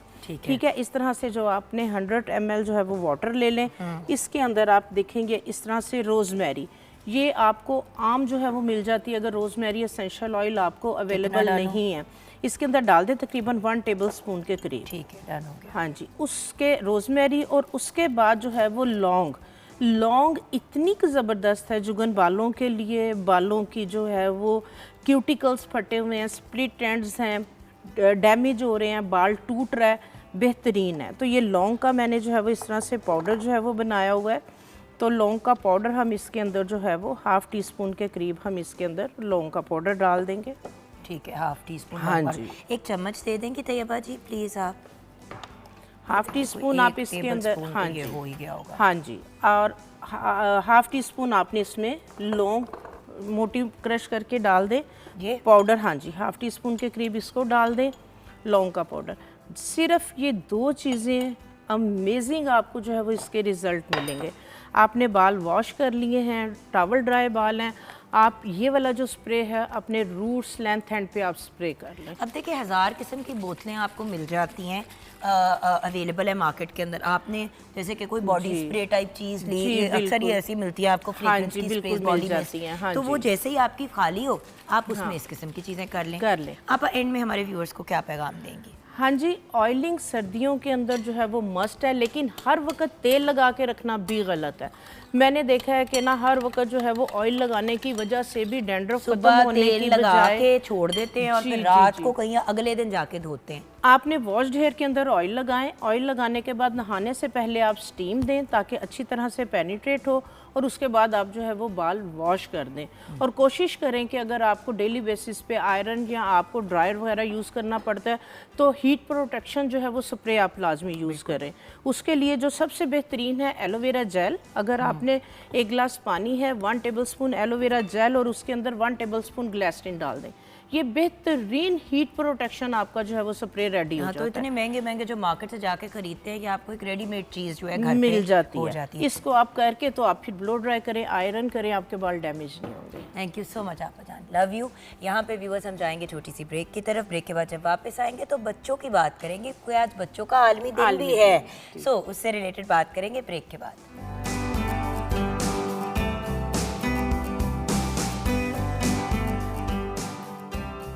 Welcome back from the break viewer. आज पाकिस्तान समेत दुनिया भर में वर्ल्ड चिल्ड्रंस डे मनाया जा रहा है। वर्ल्ड चिल्ड्रंस डे की इस बार की थीम है लिसन टू द फ्यूचर। अब आज का दिन मनाने का मकसद क्या है? बच्चे तो इट चुको तो बच्चे निकलते हैं, तो बच्चों का दिन मनाने का एक्चुअली रीज़न क्या है? जैसे कि हम मदर्स डे पे कहते हैं कि हम माओं के लिए एक दिन मखसूस रखा है जहाँ पे हम उनको एक्स्ट्रा अप्रिसिएशन दें, एक्स्ट्रा उनको इम्पोर्टेंस दें। फादर्स डे भी हो गया, लेकिन चिल्ड्रन बच्चों के लिए आलमी दिन मनाने का एक्चुअली रीज़न क्या है और किन चीज़ों को हमें मद्देनज़र रखना चाहिए आज के दिन एंड कंटिन्यूसली बच्चों से रिलेटेड, इससे रिलेटेड हम गाइडेंस लेंगे। प्रोफेसर हनीमा सादिया हमारे साथ हैं, राइटर हैं, स्कॉलर हैं, स्पीकर हैं। अस्सलाम वालेकुम। Then we have with us Waseem Anwar Chaudhry sahab, जो एजुकेशनिस्ट हैं, पेरेंटिंग कोच हैं, टीचर ट्रेनर हैं और काउंसलर भी हैं। अस्सलाम वालेकुम वसीम भाई। वालेकुम सलाम। एंड देन वी हैव साहिबा अहमद साहिबा। अब आप क्लिनिकल साइकोलॉजिस्ट हैं, काउंसलर भी हैं और assistant director of student affairs हैं at the university of home economics. अस्सलाम वालेकुम। ओके, सो बात शुरू करते हैं, बल्कि माहिर नफ्सियात की तरफ पहुंच ही गए हैं तो उधर से ही बात शुरू कर लेते हैं। वर्ल्ड चिल्ड्रंस डे, हमें क्या बताएंगी आज के दिन के बारे में? वर्ल्ड चिल्ड्रन डे एक ऐसा दिन है जिसके अंदर हम बच्चों के जो राइट्स हैं उनको सेफ गार्ड करने के लिए और उनकी वेलबींग को इम्प्रूव करने के लिए सब इकट्ठे होते हैं और उनको रिवाइव करते हैं, सो दैट कि हम उनके लिए अपनी कंट्रीब्यूशंस दे सकें कि उनके जो राइट्स हैं क्या वो प्रोटेक्टेड हैं, क्या हम उनके राइट्स को उनको प्रोवाइड कर रहे हैं और उनकी वेलबींग को इम्प्रूव करने के लिए हम क्या स्टेप्स हमें लेने चाहिए। तो इन सब दोनों चीज़ों के लिए हम ये आलमी दिन मनाते हैं। अब सर आप पेरेंटिंग कोच हैं और देखिए पेरेंटिंग मुश्किल तरीन काम है क्योंकि हर साल बल्कि हर 6 महीने पेरेंटिंग की टेक्निक्स बदल रही होती हैं। एक ज़माना था जब बच्चों को झांपड़ लगा देना या उनको मारना एक नॉर्मल चीज़ कंसिडर की जाती थी। आज ये एक क्राइम है, इवन पाकिस्तान के अंदर, पहले तो पाकिस्तान में क्राइम नहीं होता था, बाहर के ममालिक में तो होता ही था कि भी अगर बच्चे पे कोई तशद्दुद कर रहे तो 911, और एक थप्पड़ को भी तशद्दुद कंसिडर किया जाता था, और करना भी चाहिए, क्योंकि हम भी कब से यही बोल रहे हैं कि मार नहीं प्यार। तो वर्ल्ड चिल्ड्रंस डे को हर साल फिर मुख्तलिफ अंदाज से मनाया जाता होगा, क्योंकि बातें भी चेंज हो रही हैं ना, तकाज़े भी चेंज हो रहे हैं जी। अच्छा, जब हम देखते हैं कि बचपन में बच्चा छोटा होता है ना, तो वो जब भी कोई स्कूल में कोई भी इंसिडेंट होता है ना, वो फ़ौरन जाके अपनी वालदा को बताता है कि आज स्कूल में ये हुआ, रिपोर्ट करता है।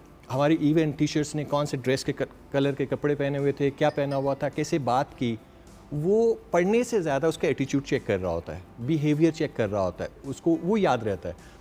लेकिन जैसे जैसे बच्चा, क्योंकि बच्चे के तमाम इमोशंस जो हैं वो अपने वालदा के साथ, वालिद के साथ जुड़े होते हैं, लेकिन जैसे जैसे बच्चा बड़ा होना शुरू होता है कि वो इमोशंस उससे दूर होना शुरू हो जाते हैं, क्योंकि पेरेंट्स के पास आजकल टाइम नहीं है। कोई स्कूल में हुआ, वो भागता हुआ घर आता है और अपनी अम्मा से कहते हैं, अम्मा आज स्कूल में ये हुआ, अम्मा किचन में मसरूफ़ है, और वो उसकी बात नहीं सुन रही, और वो लेकिन थोड़ी देर बाद जब वो अपना वही, पहले भी माएँ किचन में मसरूफ़ होती थी, इशू किचन में मसरूफ़ होना नहीं है, इशू ये है, इशू फ़ोन है, इशू डिवाइस है, जिसपे 24 घंटे हम लोग मसरूफ़ होते हैं। जब से टीवी, ड्रामे, चीज़ें वगैरह इस डिवाइस पे आनी शुरू हुई और साथ साथ सोशल मीडिया का एडवेंट हुआ, बेसिकली तो अब बच्चों की तरबियत भी यही चीज़ कर रही है, और यही चीज़ बच्चों को इग्नोर करने का बायस बना है। मैं उसी तरफ आ रहा हूँ कि जब, क्योंकि अब बच्चे के इमोशंस को सुनने वाला कोई नहीं है, बच्चे की फीलिंग्स को देखने वाला कोई नहीं, बच्चे ने अपना स्टेटस अपलोड कर दिया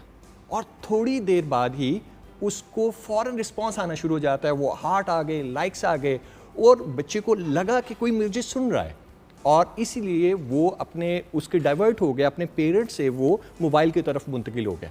मैं अक्सर पेरेंट्स जब मुझसे आते हैं तो मैं कहते हैं कि अपने इमोशंस को बच्चों के साथ कैसे जोड़ें, तो मैं उनको एक ही बात कहता हूँ कि अगर आप सिर्फ 1 घंटा या आधा घंटा अपने बच्चों के साथ फिज़िकली हो जाएं और उनके साथ कोई ऐसी गेम खेलें कि आधा घंटा वो करें जो आपका बच्चा चाहता है, और बाकी 23 घंटे बच्चा वो करेगा जो आप चाहोगे।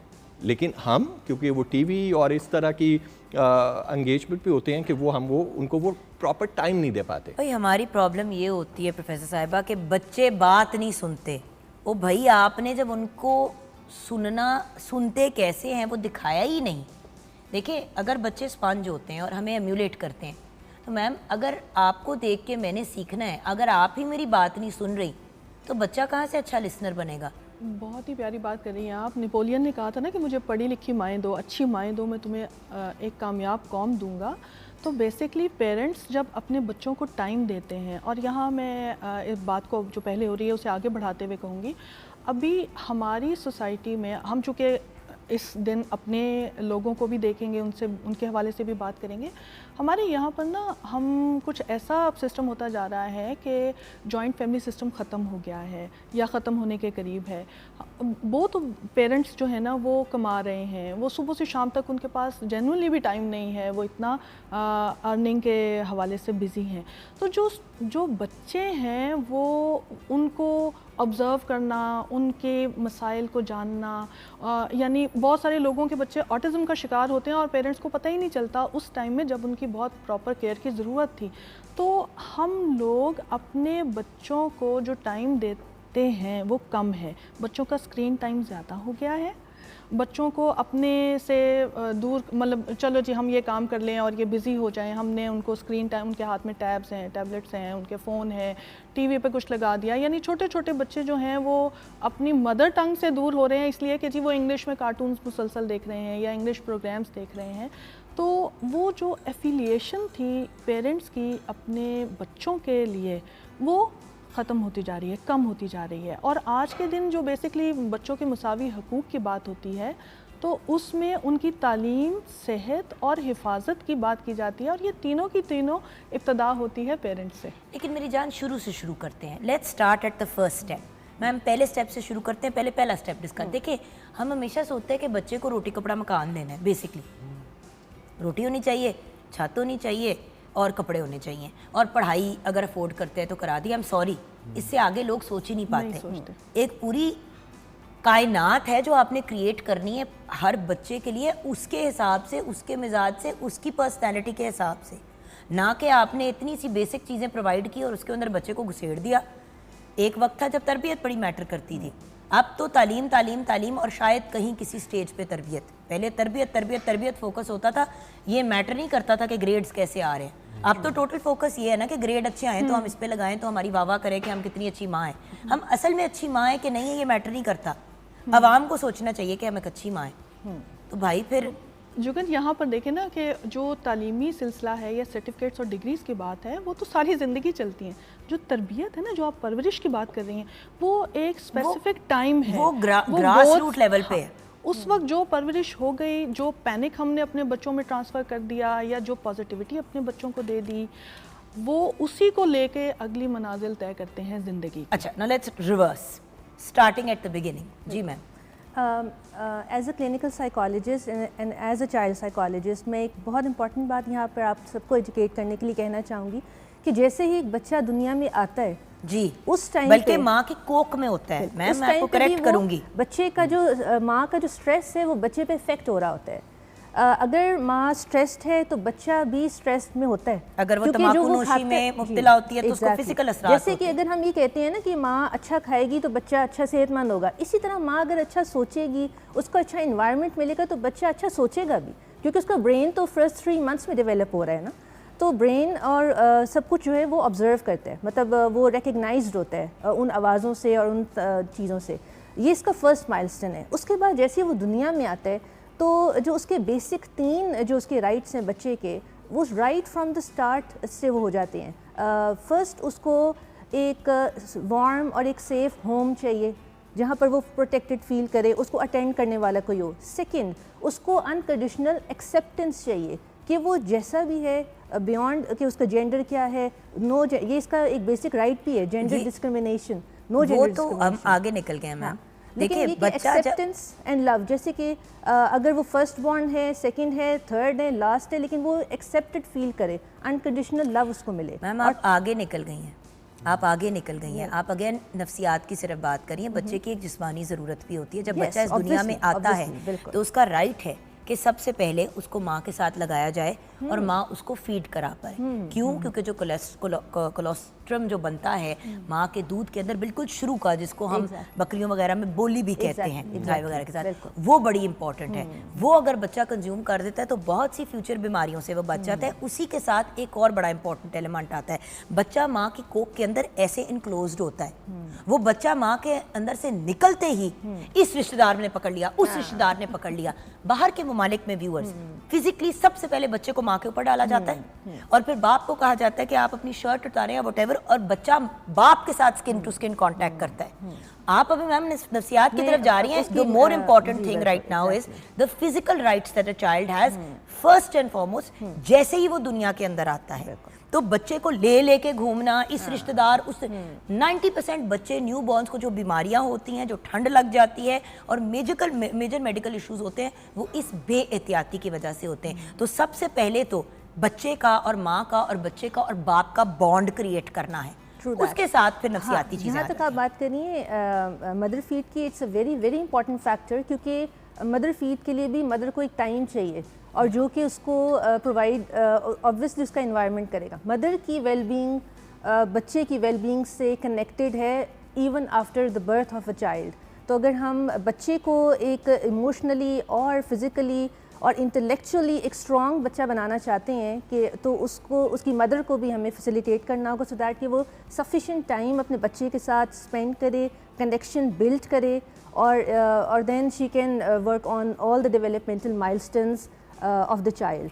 बिल्कुल सही जी सर। जी बिल्कुल आपने ठीक फरमाया कि सबसे पहले तो हम जब किसी को गिफ्ट करते हैं ना, बच्चा अल्लाह का बहुत बड़ी एक नेमत है और एक गिफ्ट होता है। अल्लाह को भी मालूम है, हम किसी को गिफ्ट कर रहे होते हैं ना तो उस पर देखते हैं कोई प्राइस टैग तो नहीं लगा हुआ, कोई उसमें कमी तो नहीं है, फिर ही हम किसी को गिफ्ट करते हैं। और क्योंकि एक चाइल्ड, एक बच्चा भी अल्लाह का गिफ्ट होता है, अल्लाह भी देखना चाह रहा है कि ये मैं किसको गिफ्ट देना चाह रहा हूँ। इवन माँ के पेट में उसको 9 माह रखा जाता है कि वो वालदा उसको कितना केयर कर रही है उस ड्यूरेशन में, 9 माह में, और वालिद उसकी कितनी केयर होती है। जब अल्लाह आजमा लेता है ना, फिर वो बच्चे को दुनिया में अल्लाह लेके आता है। और क्योंकि ये एक बहुत बड़ा गिफ्ट है, मैं और दूसरी साइड पे जो आपने तरबियत की बात की, और इसमें बड़ी इम्पॉर्टेंट है कि एजुकेशन जो है एक रास्ता है इल्म तक पहुंचने और का। देखिए एजुकेशन हर इंसान का, चाहे वो बेटा हो, बेटी है, ट्रांसजेंडर है, despite and in spite of gender, हर बच्चे का बुनियादी हक है तालीम। जैसे कि रोटी, कपड़ा और मकान, ये बेसिक्स के अंदर ही शामिल होता है, ये कोई प्लस नहीं है, ये बेसिक है। जी सर। जी, अब जो है क्योंकि एक इल्म तक पहुंचने का एक रास्ता है तालीम, और लेकिन उस रास्ते को जो चीज़ रोशन कर रही है ना जुगन, वो जो है वो तरबियत होती है। हम किसी को रास्ते पे चलने के लिए कह रहे होते हैं बगैर रोशनी के, कहाँ पे खाई है, कहाँ पे स्पीड ब्रेकर है, कहाँ पे रुकना है, कहाँ पे चलना है, उस रोशनी के बगैर नहीं चला जाता। तरबियत के बगैर जो है वो इल्म जो है वो बेमाना होकर रह जाता है। सर हमें ब्रेक की तरफ जाना है, ब्रेक के बाद गुफ्तगू को यहीं से पिकअप करेंगे, मैम आपकी तरफ भी आएंगे प्रोफेसर साहिबा। लेकिन वही वाली बात है ना, आपने बात की कि इल्म एक रास्ता है, एक डोरवे है, और तरबियत अपनी जगह है। लेकिन तरबियत का सबसे बड़ा बेस और बेसिस क्या है? आपका अपना behaviour. If your own behaviour is negative, if your own behaviour is incorrect, आप मुंह से जो मर्जी बोल लें, वही वाली बात जो बार बार कह रहे हैं, आपका अपना जो फिजिकल बिहेवियर है, जो आप कर रहे हैं बच्चों के सामने, वही सबसे पहला लर्निंग ग्राउंड है। आप खुद सलाम में पहल नहीं करते, आप खुद बुलंद आवाज में सलाम नहीं करते, लेकिन बच्चे को चपेड़े लगा रहे हैं कि सलाम करो बड़ों को, और भाई पहले तुसी तो कर लो। ब्रेक के बाद इस गुफ्तगू को कंटिन्यू करेंगे।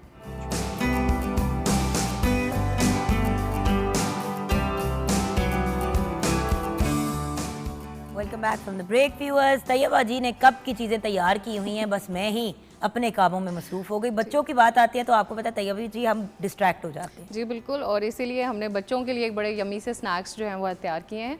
ब्रेड रोल्स मैंने बनाए हैं, और ये मिक्सचर मैंने इसलिए साथ रखा हुआ है ताकि मैं आपको दिखा दूं कि मैंने आपको स्टार्ट में कहा था कि मैं आपको बताऊंगी ये मल्टीपल किन किन चीज़ों के लिए यूटिलाइज़ हो सकता है।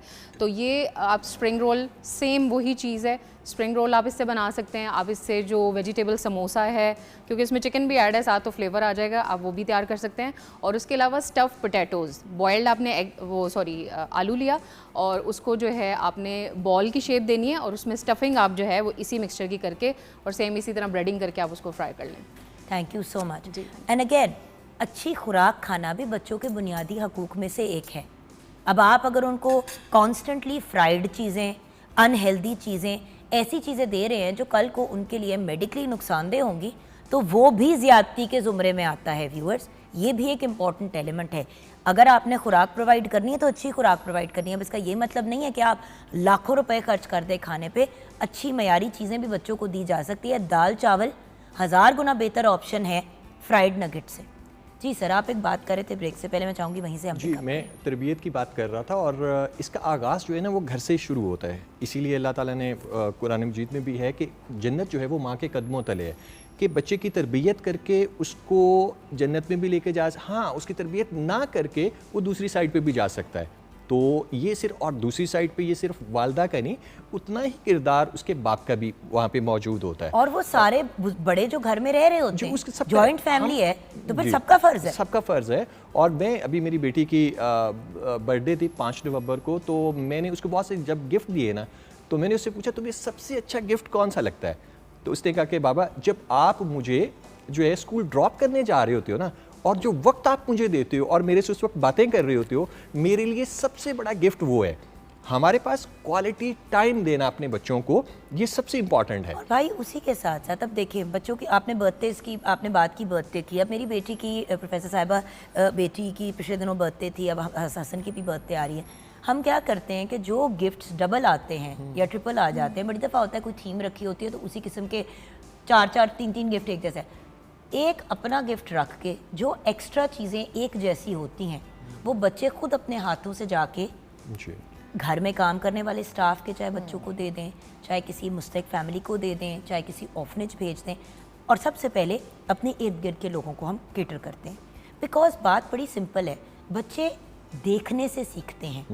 आप जितना मर्जी कह दें कि हमने अपने मुस्तहिक या जो हमारे प्रॉब्लम्स में हैं भाई बहन, उनका भी ख्याल रखना है, आप ख्याल रखेंगी नहीं तो बच्चा कहाँ से सीखेगा? तो उसी बर्थडे पे जहाँ पे बच्चा कह रहा है कि जी मुझे अपना टाइम दें, उसी बर्थडे पे अगर 10 गिफ्ट आए थे, अगर उसी में से 2 गिफ्ट जो है वो बच्ची अपने हाथ से किसी ऐसे को दे देती जिसके पास नहीं है, तो वो मज़ीद एडिशन हो जाती। देखिए पहले वक्तों में प्रोफेसर साहिबा को गेट पे आता था, कहता था पीने के लिए पानी है, तो उसको खाना खिला के बाइज्जत अंदाज में रुखसत किया जाता था। आजकल कोई भूखा मरने वाला आपके गेट पे आता है तो लोग गालियां निकाल के भेज देते हैं। पॉजिटिव एटीट्यूड जो है वो हम प्रैक्टिकली सिखा सकते हैं बहुत अच्छे तरीके से, जब हम सिर्फ बातें करते हैं। और यहाँ पर मैं ये ज़रूर ऐड ऑन करूँगी कि हम लोग क्या करते हैं कि हम सारी तरबियत का ज़िम्मा ज़्यादातर माँ के खाते में डाल देते हैं, और बच्चे आइडियलाइज़ कर रहे होते हैं बाप को भी। उनका हीरो अगर आप पूछें ना सब बहुत छोटे बच्चों का, तो वो उनका बाप होता है। तो बेसिकली माँ और बाप मिलकर वो positive attitude towards society, towards life बच्चों को दे सकते हैं, सिखा सकते हैं अपने मस्बत रवैयों से। वो ज़र्फ़ का बड़ा करना सिर्फ आप बच्चे को असूल और ज़वाबित बताकर नहीं सिखा सकते, वो आपको खुद ज़र्फ़ से बड़ा होना पड़ेगा। अभी मैडम ने बात की थी कि आप अगर प्यार करेंगे बच्चों को, बहुत ज़्यादा उनको एक अफेक्शन देंगे, तो उनमें वो कॉन्फिडेंस लेवल आएगा। मतलब ये याद रखने की बात है कि आलमी अमन की बुनियाद ये बच्चे हैं। आप बच्चों को वो पॉजिटिविटी दें, बच्चों को आप खैर और शर की डरा कर ना समझाएं। अभी शुरू में बात हो रही थी कि खौफ से हम बच्चों की तरबियत कर लिया करते थे कि मार का खौफ है या किसी बड़े का खौफ है, लेकिन अगर आप उनको अंडरस्टैंड करवाएं चीज़ों को, उनको वो बेसिक नॉलेज दें कि ये अच्छा और ये बुरा है, तो वो खुद से चूज़ करेंगे और ज़्यादा बेहतर करेंगे। सो देन अगर हम इस गुफ्तगू को समेटें तो आप क्या पैगाम देना चाहेंगी? ठीक है, जिसके अंदर ऑब्वियसली कुछ टिप्स भी हों तो बहुत अच्छा हो जाएगा। जैसे कि बात हो रही है पेरेंटिंग की, यहाँ पर मैं ये बात कहना चाहूँगी, सबको ये पैगाम देना चाहूँगी कि जैसे जो बड़े हैं, जो बच्चे के इर्द गिर्द वो उस माहौल को क्रिएट कर रहे हैं जिसके अंदर वो बच्चा ग्रो कर रहा है। बड़े जो हैं वो भी अपने अपनी जगह पर बहुत सारे स्ट्रेस और चैलेंजेस को फेस कर रहे होते हैं। जब बच्चे के सामने उसका पेरेंट एक रोल मॉडल है, वो एक टीचर है, तो वो सिर्फ़ और सिर्फ उसका बेसिक उसको ये नहीं सिखा रहा कि तुम ये सीख लो वो सीख लो, उसको प्रैक्टिकली वो रोल मॉडल कर रहे हैं कि जो नेगेटिव इमोशंस हैं और जो नेगेटिव स्ट्रेसर्स हैं, जो कि प्रॉब्लम्स हैं जो कि उनको हिट कर रही हैं, उनके घर को हिट कर रही हैं, उसमें उनका एटीट्यूड और रवैया क्या है पेरेंट्स का। जैसे कि अगर कोई कॉन्फ्लिक्ट है, कोई बहस हो गई है, कोई प्रॉब्लम आ गई है फैमिली को, तो किस तरह पेरेंट्स उसको मैनेज कर रहे हैं, वो आपस में कम्युनिकेट कैसे कर रहे हैं मामा और बाबा बच्चे के, क्योंकि वो सामने कर रहे हैं ना। अगर वो हेल्दी तरीके से, एक अच्छे तरीके से आर्ग्यूमेंट करें, हेल्दी आर्ग्यूमेंट जिसको कहते हैं, जिसके अंदर उनकी टोन ऑफ वॉइस क्या है, उनका वर्बल और नॉन वर्बल बिहेवियर, क्योंकि बच्चा देख रहा है, बच्चा ऑब्जर्व कर रहा है, बच्चे के कान सुन रहे हैं उन ऊंची आवाज़ों को कि फादर इतना क्यों लाउड चीख रहे हैं माँ के ऊपर, या माँ क्यों रो रही है। वो बच्चा परेशान हो गया, वो बच्चा वो छोड़ देगा, वो जो पढ़ रहा है, वो जो खेल रहा है, वो he will forget about it, क्योंकि उसकी यूनिवर्स इस वक्त ख़तरे में है।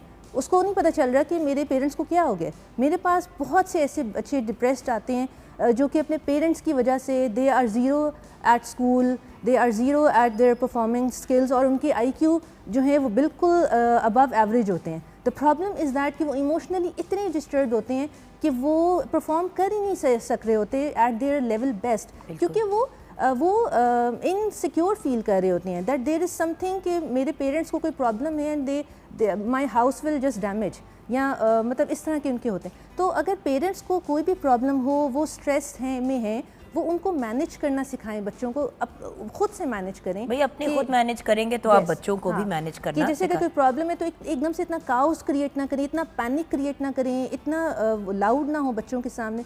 आप उनको बताएं कि problems are part of life and every day, जिस तरह हम खाना खाते हैं, जिस तरह हम काम करते हैं, स्टडीज़ करते हैं, प्रॉब्लम्स भी हमने रोज़ फेस करनी है और उसको कैसे हमने हल करना है, उसके सॉल्यूशंस हैं। प्रॉब्लम से पहले ही मल्टीपल सॉल्यूशंस हैं, लेकिन हम प्रॉब्लम को देखकर घबरा जाते हैं और सॉल्यूशंस पे काम नहीं करते। अब इसके साथ साथ जैसे कि मैम ने नफ्सियात की बात की, अगेन आपके जिस्मानी हकूक़ भी बहुत ज़्यादा मैटर करते हैं, जिसमें right to safety and protection भी है। बच्चे अक्सर घरों में बड़े हो रहे होते हैं जहाँ पे कोई चचा है, कोई ताया है, कोई मामू है, कोई ऐसा मेल या कोई फीमेल पर्सनैलिटी है जो बच्चों पे हाथ भी उठाती है या जो किसी तरीके से बच्चों को हरासा करती है। देखिए व्यूअर्स, जहाँ पे नफ्सियात इम्पॉर्टेंट है वहाँ पे बच्चों का जिस्मानी तहफ़्फ़ुज़ और उनकी जिस्मानी नशोनुमा भी एक बहुत इम्पॉर्टेंट एलिमेंट है। हम तो ऑब्वियसली नफ्सियात के पॉइंट ऑफ व्यू से ज़्यादा हम लोगों ने बात की, बट एक फ़िज़िकल एलिमेंट भी तो है सर। यस, जी बिल्कुल, प्रोटेक्शन फ्रॉम हार्म जो है, अब्यूज़ से प्रोटेक्शन है। बिल्कुल ऐसे ही है कि ज़िंदगी में कामयाबी के लिए ना, ख़ास तौर पे स्टूडेंट्स के लिए और एक चिल्ड्रन के लिए ज़रूरी है कि कोई ज़िंदगी में एक शख्स की उसको सिर्फ ज़रूरत होती है जो उस पर ट्रस्ट कर सके, जो उसको एतमाद दे सके, जो उसको कह सके कि हाँ तुम ये कर सकते हो, तो उसकी बात सुनने वाला हो, काइंड वर्ड है, आपके लिसनिंग एयर है, गाइडिंग हैंड्स उस बच्चे को चाहिए होते हैं कि जो उसकी बात को सुन सके, उस पर ट्रस्ट कर सके और बच्चा अपनी तमाम फीलिंग्स जो, अपने इमोशंस जो है किसी एक शख्स के सामने बयान कर सके। थॉमस एडिसन था, स्कूल वालों ने निकाल दिया कि ये डफर है, लेकिन सिर्फ माँ के एतमाद ने और सपोर्ट ने उसको दुनिया का ग्रेटेस्ट साइंटिस्ट बना दिया था। इसीलिए लाइफ में हमें एक बंदे की ज़रूरत होती है जो हम पर एतमाद कर सकते हैं। वो वालदा भी हो सकती है, वो वालिद भी हो सकता है, भाई हो सकता है, कोई टीचर हो सकता है, हम बच्चे को नानी दादी कोई भी हो सकता है।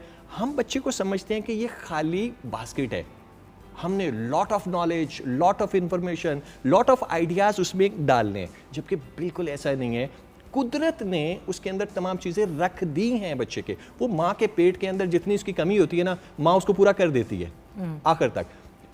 एक चाइल्ड जो है ना, just like a Apple seed, आप अगर एप्पल सीड्स को देखोगे बिल्कुल टाइनी सा होता है, लेकिन अगर आप गौर करो ना कि उसके अंदर पूरा दरख्त मौजूद है, उस बीज के अंदर, उस सीड्स के अंदर जो है वो हज़ारों लाखों सेब उसके अंदर मौजूद है। हमारा रोल क्या है, एक टीचर का, एक बड़े भाई का, वालिद की हैसियत से हमने उसको मुनासिब गुड फूड देना, एनवायरनमेंट प्रोवाइड देना है, एक प्रोटेक्शन देनी है, और उसको हमने दरख्त बनना नहीं सिखाना।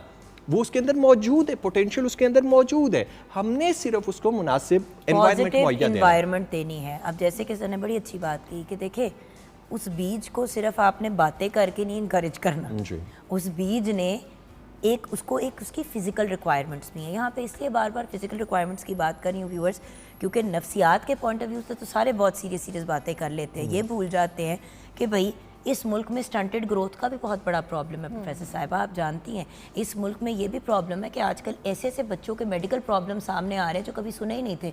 बच्चों को फैटी लिवर हो गया। अच्छा, फिर एक और चीज़, 2 थैलेसीमिया माइनर पेरेंट्स शादी कर लेते हैं, बच्चा थैलेसीमिया मेजर पैदा होता है। अब इसमें किसी की फॉल्ट नहीं है पेरेंट्स के अलावा, जिन्होंने ना चेकअप कराया, ना उन्होंने कोई और चीज़ की। अवेयरनेस की कमी है। फैमिली में अगर आपके थैलेसीमिया है और 2 लोग थैलेसीमिया माइनर है, तो एक लॉजिकल बात है कि आपको प्रॉपर तरीके से फिर मेजर्स लेने। तो बच्चे की फिजिकल सेहत, बच्चे की फिजिकल नशोनुमा, मेंटल ग्रोथ, तालीम, भाई बच्चा अगर पैदा करके पालना इतना आसान काम होता व्यूअर्स, तो क्यों इतनी ज़्यादा पेरेंटिंग के ऊपर कॉन्स्टेंटली बात होती। जी प्रोफेसर। अच्छा, इसमें मैं बड़ी प्यारी प्यारी बातें आप सबकी सुन रही हूँ। हमें बच्चों को अगर खाना देना है ना, तो चॉइस ऑफ फूड मैटर करती है, उसके बारे में अवेयरनेस होनी चाहिए। फिर बहुत बड़ा एक जो डिलेमा है अभी का, वो ये कि हम बच्चों को खेलने की आज़ादी नहीं देते। पहले स्कूल गए, स्कूल के बाद ट्यूशन है, एकेडमी है, उनके ऊपर हमने इस तरह उनका स्केड्यूल टाइट कर दिया कि खेलना, खेल में सीखना, आपको पता है परसों स्मॉग खुली है, हसन और नूर दोनों को मैंने, नूर जिम्नास्टिक्स पे गई, हसन अपनी एक्सरसाइज, अपनी फुटबॉल पे गया, मैंने सबसे पहला काम ये किया कि निकालो इनको बाहर, इसलिए क्योंकि कितनी देर बंद रहे घरों में बच्चे। ऐसा ही है। और जो बच्चे खेल कूद में शामिल होते हैं, आप देखेंगे कि उनका टेम्परामेंट बड़ा पॉजिटिव है, वो चीज़ें तोड़ते फोड़ते नहीं हैं, मतलब उनका वो एक हेल्दी वे में एनर्जी जो, हाँ एनर्जी जो है वो यूज़ हो रही है। दूसरी चीज़ जो बड़ी इम्पॉर्टेंट है वो ये कि जब हम बच्चों के सेहत की बात करते हैं तो प्लीज़ उनकी सोच की सेहत की भी बात करें, उनको ऐसी शिद्दत पसंदी ना सिखाएं, चाहे वो घर में रवैयों के हिसाब से है, वो कोई मजहबी शिद्दत पसंदी है, वो कोई किसी सियासी, हम बच्चों के सामने बड़ी खुल के बातें करते हैं। तो बात ये है कि बच्चों के लिए पॉजिटिविटी उनके पेरेंट्स देंगे, उनके टीचर्स देंगे, उसके लिए शऊर उन्हें खुद हासिल करना होगा। थैंक यू सो मच, आप लोगों का बहुत बहुत शुक्रिया हमें ज्वाइन करने का। व्यूअर्स, जैसे कि आप जानते हैं वक्त तो मुकम्मल हो गया आज प्रोग्राम का, लेकिन आई होप कि ये जो कॉन्वर्सेशन है ये आप अपने घर में कंटिन्यू करेंगे, थोड़ा सा खुद एहतसाब भी, सेल्फ एनालिसिस करेंगे। देखें, we can always do better. हर इंसान में कैपेसिटी होती है, जो जिस स्टेज पे है वो उससे अपने आप को बेहतर बना के आगे लेके चले। सो मेरी आपसे सिर्फ ये रिक्वेस्ट है कि थोड़ा सा इस चीज़ को मद्देनज़र रखें कि एक बच्चा एक छोटा इंसान है, वो कोई खिलौना नहीं है, वो कोई पेट नहीं है। घर में पेट्स के भी हकूक़ होते हैं, जिस पे हम 1000 दफ़ा शो पे बात कर चुके हैं। पौधों के हकूक़ है, चरिंद परिंद के हकूक़ हैं। तो इंसान वो एक छोटा सा ह्यूमन बीइंग है, अशरफुल मखलूक़ात है, उसको राइट तरीके से गाइड करना और प्रॉपर तरीके से मोल्ड करके आगे चलना हमारा फ़र्ज़ है। उस बच्चे का काम है हमें फॉलो करना। गलत एग्जाम्पल सेट करेंगे तो प्रॉब्लम्स होंगी, अच्छा एग्जाम्पल सेट करेंगे तो कम से कम आपको अपने बच्चे के बारे में एक सर्टेन एज के बाद टेंशन नहीं होगी, वो आपको संभालेगा, आपको उसको संभालने की ज़रूरत नहीं पड़ेगी। तो ख्याल रखिएगा। खुदा हाफिज़।